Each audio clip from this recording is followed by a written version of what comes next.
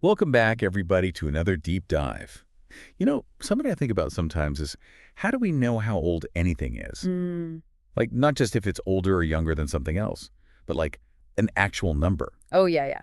So today, we're going deep on absolute age dating. Very cool. And for this deep dive, we've got this presentation that breaks down the science behind it all. Great. Yeah, absolute age dating really is about figuring out a specific age or an age range for something, whether we're talking about rocks or fossils or even historical artifacts. It's a pretty fascinating field. Okay, so just so I'm clear, it's like instead of saying I'm older than my little brother, we're saying I was born on this date. Exactly. I like it. More Yeah. precise. But how do you even start doing that with rocks? Well, it all goes back to the early 1900s with this guy, Bertram Boltwood. He was really the first one to use radioactivity to figure out how old things are. Wow, so he was kind of a pioneer in that way. Oh, yeah, definitely. It was a huge turning point. Like, imagine realizing that you can actually measure time in this whole new way.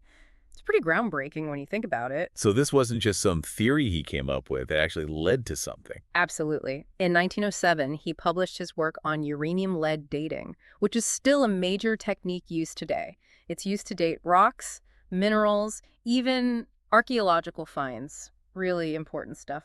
Wow, so uranium-lead dating. I'm guessing that's where the science gets pretty intense. Like, what are we talking about here? It's all based on radioactive decay. So you have certain elements that are unstable, meaning their atoms actually change over time and they turn into different elements. I'm trying to picture that. Think of it like popcorn kernels. They start one way and then pop, they become something completely different. Okay, now I'm hungry, but I get the analogy. But how does that help us figure out age? Well, the key is that each radioactive element has a unique half-life. A half-life. Yeah, basically, it's the time it takes for half of those unstable atoms to decay and turn into the new element. It's incredibly consistent, like a clock built into the atoms themselves. So no matter what, it's always half. Exactly. And by measuring how much of the original and new element we find in a sample, we can calculate how long this process has been going on. I see. That's how we get these massive numbers, like millions or billions of years. It's amazing. But I've heard about other ways to date things, not just radioactive stuff. Like, what's up with those? Oh, there are definitely other methods, and they all have their own strengths, depending on what you're looking at. Okay, I'm all ears. First up, let's talk about sedimentary varves. Is that just layers of rock or what? It is layers of rock, but specifically formed in lakes. Imagine each year, sediments settle to the bottom of the lake. In summer, you get a lighter layer, and in winter, a darker layer. Almost like a yearly diary written in the earth. So it's like counting tree rings, but with a whole lake. So what kind of info can we get from these varves?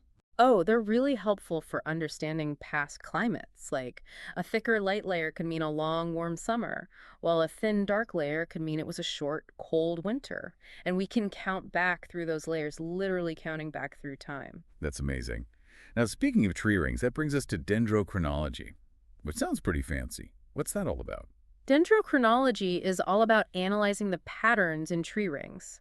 Each ring tells us something about the conditions that the tree lived through that year. A wide ring might mean a good year for growth, while a narrow one might show drought or stress. So every tree has a story to tell. Can we actually compare those stories to learn more? Absolutely, we can actually match those ring patterns from living trees to older and older wood. It's like creating a big timeline that goes back thousands of years. It's really amazing what we can learn. Now, this last one, lichenometry, sounds like something out of a fantasy novel. How do you date something with lichen? Lichens are those fascinating things that grow on rocks, often in really tough environments. The thing is, they grow super slowly and in a very predictable way. So we can measure the size of a lichen and use that to estimate how long it's been growing on a surface. Wait, so bigger lichen equals older rock? Pretty much. It's like a natural stopwatch. So what kind of stuff can we date that way? It's actually great for things like figuring out when a glacier retreated or how long ago a rockfall happened. More recent events that help us understand how the landscape has changed. This is blowing my mind.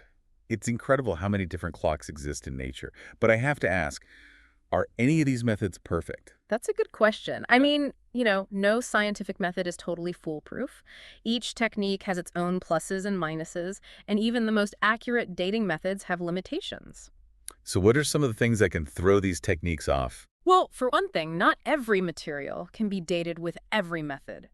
You need the right elements for radiometric dating, for example. And sometimes contamination can be an issue. If a sample gets mixed with material from a different time, that can really skew the results. Oh, yeah, that makes sense. So it's not just about picking a method and going for it. No, it's all about understanding the limitations and interpreting the results carefully. It's about using the right tool for the right job and being aware of potential problems. But even with all that, the power of absolute age dating is undeniable. I mean, it's given us this incredible window into the vastness of time, and it lets us piece together how our planet and life on it have evolved over billions of years. It's remarkable, really. I never thought about it that way, but it's true. We can literally look back billions of years. That just boggles my mind.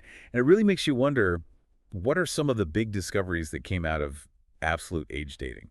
Like, what mysteries has it helped to solve? I mean, one of the biggest things has got to be figuring out how old the Earth is, right? Oh, yeah, for sure. Yeah. How'd they even do that? Well, by dating meteorites and some of the oldest rocks we've found, scientists have put the age of Earth at about 4.54 billion years. 4.54 billion with a B. That's crazy. It's hard to even fathom that kind of timescale. I know, right? And absolute dating has really changed how we look at the evolution of life, too. Oh, yeah, like finally putting a date on those dinosaur bones in museums. Yeah, exactly. It's like having a time machine, right? But it goes way beyond dinosaurs, too. I mean, think about it. By dating fossils, we can actually trace how different species are related. We can understand those big extinction events that wiped out so many creatures, and we can even recreate what those ancient ecosystems were like. That's so cool. Like, I remember reading about how they use absolute dating to study human evolution. Exactly. Dating those early human fossils, like the ones they found in Africa, has been crucial to understanding our own evolutionary history. Yeah, like where we came from and how we got here. It's incredible. It really is. It's like putting together this giant puzzle, and each dated fossil is another piece. Oh, you know what else I was thinking about? Like mountain ranges. I think I read that they used absolute dating to figure out how the Himalayas formed. Absolutely. The Himalayas are a great example. They're the tallest mountains in the world, right? And they formed when the Indian tectonic plate crashed into the Eurasian plate.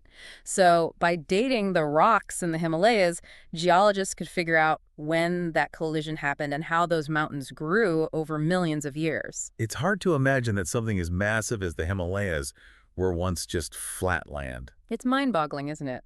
But absolute dating isn't just for looking at super old events. It's also really important for understanding more recent changes, like climate change. Oh, right, because that's happening over a much shorter time span.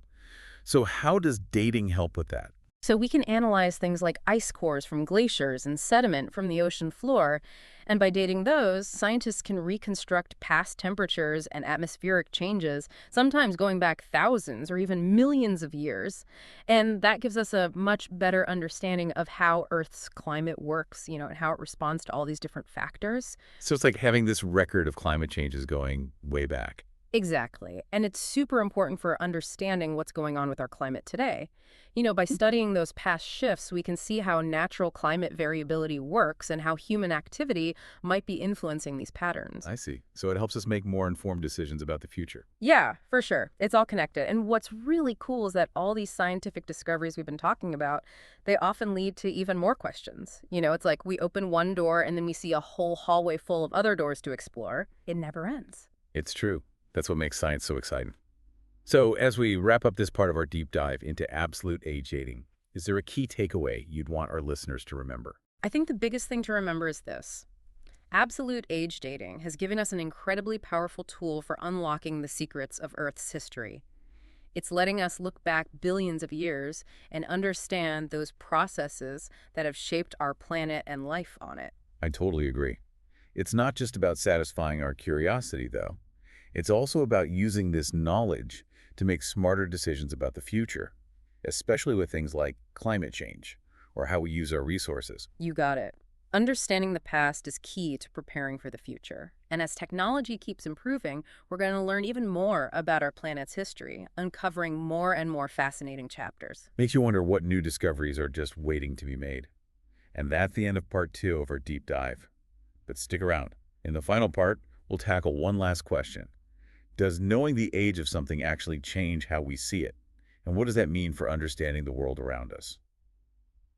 And we're back for the final part of our deep dive on absolute age dating. It's been a wild ride so far. It really has. And now I'm going to leave you with a question to ponder. Okay, hit me with it. How does knowing the age of something actually change how we see it? And what does that mean for how we understand the world? Hmm, that is a good question. Does a number really change how we see something? I'm not sure. It can. Think about it. Imagine you're holding a rock, just a plain old rock. Okay, I'm picturing it. Now, what if you find out that rock is 1 billion years old? Suddenly it's not so ordinary anymore, is it? Whoa, yeah, a billion years. That changes things. It's like it's been around for almost all of Earth's history. Exactly. It becomes a time capsule, a connection to events that happened long before humans even existed. It makes you think about how vast time really is. Like, where do we even fit into all of that? You got it. Knowing the age of something gives us this sense of scale and perspective that we wouldn't have otherwise. It connects us to the deep history of our planet, the whole universe, really. It's like I was looking at some old family photos the other day, Mm-hmm. pictures of my great-grandparents. Oh, And at first, they just looked like, older people. But then I realized they lived through major historical events, things I've only read about in books. wow, yeah. And suddenly, their story and my family's story felt so much bigger. I love that analogy. And it's not just about personal connections either. It's about understanding how things change over time, like geological processes, the climate, even evolution. We need that sense of time to really grasp it. Yeah, it's like having a time-lapse view of history. Hmm. We could see those patterns and connections that we might have missed otherwise. It's amazing what we can learn. Exactly. And as we get better at dating things, those insights will only get more powerful.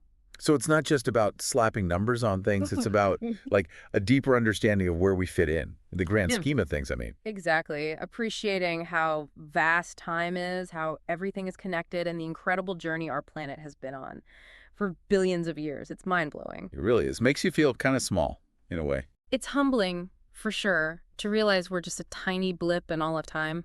But it's also empowering Oh, so. because we can learn from the past, we can adapt to the present, and we can shape the future. We have that power. Well said. This has been an incredible deep dive into absolute age dating. Thanks for taking us on this journey. It's been my pleasure. And to everyone listening, we hope you've learned something new today and that maybe you'll look at the world around you with a fresh perspective. Yeah. Next time you pick up a rock or look at a tree or even gaze up at the stars, think about the vast history they represent. It's a story that we're all a part of, and it's still being written. And on that note, we'll see you next time on The Deep Dive.